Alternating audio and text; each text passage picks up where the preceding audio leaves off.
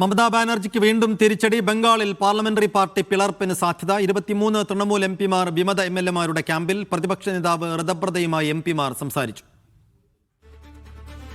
Rasheed bin Muhammad വിശദാംശങ്ങളുമായി. റഷീദ്, എന്താണ് തൃണമൂൽ കോൺഗ്രസിൽ സംഭവിക്കുന്നത്? കൂടുതൽ എംഎൽഎമാർ വിമതപക്ഷത്തേക്ക് നീങ്ങുകയാണോ? മമതയുടെ നീക്കങ്ങൾ എങ്ങനെയാണ്?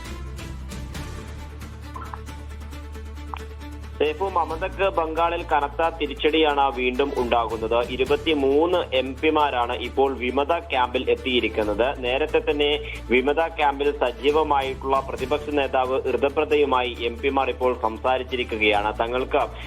തങ്ങളുടെ പിന്തുണ നേരത്തെ തന്നെ ഋതപ്രത നേടുകയും ചെയ്തിട്ടുണ്ട്. ഇതിന്റെ പശ്ചാത്തലത്തിലാണ് ഇപ്പോൾ 23 TMC എംപിമാരും ഇദ്ദേഹവുമായി സംസാരിച്ചിരിക്കുന്നത്. ഇതോടുകൂടി പാർലമെന്ററി പാർട്ടി പിളർപ്പിന് കൂടി ഒരു സാധ്യത ഉണ്ട് എന്നുള്ളതാണ് വിലയിരുത്താൻ.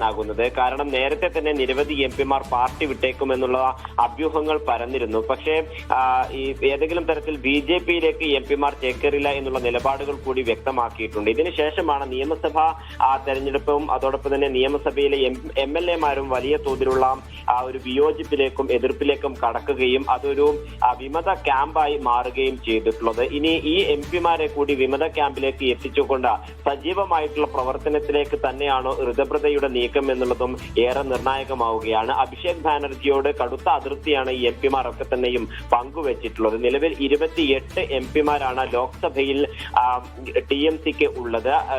ഈ എംപിമാർ ഒക്കെ തന്നെയും പാർട്ടി മാറുകയാണെങ്കിൽ അത് വലിയ തിരിച്ചടി TMCക്ക് ഉണ്ടാവുകയും ചെയ്യും. എന്തായാലും ഇതിനോടകം തന്നെ മമതാ ബാനർജി ഒരു പ്രത്യേക യോഗം വിളിച്ചു ചേർത്തിരിക്കുകയാണ്. നാളെയായിരിക്കും അടിയന്തരമായിട്ടുള്ള യോഗം ചേരുക എന്നുള്ളതാണ് ഇപ്പോൾ മനസ്സിലാക്കാൻ സാധിക്കുന്നത്. കൂടുതൽ എംപിമാരെ തങ്ങളുടെ പക്ഷത്ത് നിർത്താൻ മമതാ ബാനർജി ഇനി എന്തൊക്കെ കാര്യങ്ങൾ മെനയേണ്ടി വരും എന്നുള്ളതും ഏറെ നിർണായകമായിട്ടുള്ളതാണ്. കാരണം നിയമസഭാ തെരഞ്ഞെടുപ്പിന് ശേഷം വലിയ തിരിച്ചടി പാർട്ടിക്ക് ഏൽക്കുകയും വിമത ശല്യം അത് രൂക്ഷമാവുകയും ചെയ്തു. പിന്നീട് പ്രതിപക്ഷ സ്ഥാനത്ത് നിന്ന് തന്നെ മമതാ ബാനർജിക്ക് തിരിച്ചടി ഉണ്ടാകുന്ന സാഹചര്യം ഉണ്ടായിട്ടുണ്ട്. ഇതിന് പിന്നാലെയാണ് ഇപ്പോൾ എംപിമാർ കൂടി വിമത പക്ഷത്തേക്ക് എത്തുന്ന റിപ്പോർട്ടുകൾ പുറത്തു വരുന്നത്. ഇനി പ്രതിപക്ഷ നേതാവ് ഋതപ്രതയുടെയും അതോടൊപ്പം തന്നെ മമതാ ബാനർജിയുടെയും നീക്കങ്ങൾ എന്തൊക്കെയായിരിക്കും എന്നുള്ളത് നോക്കിക്കാണേണ്ടതാണ്.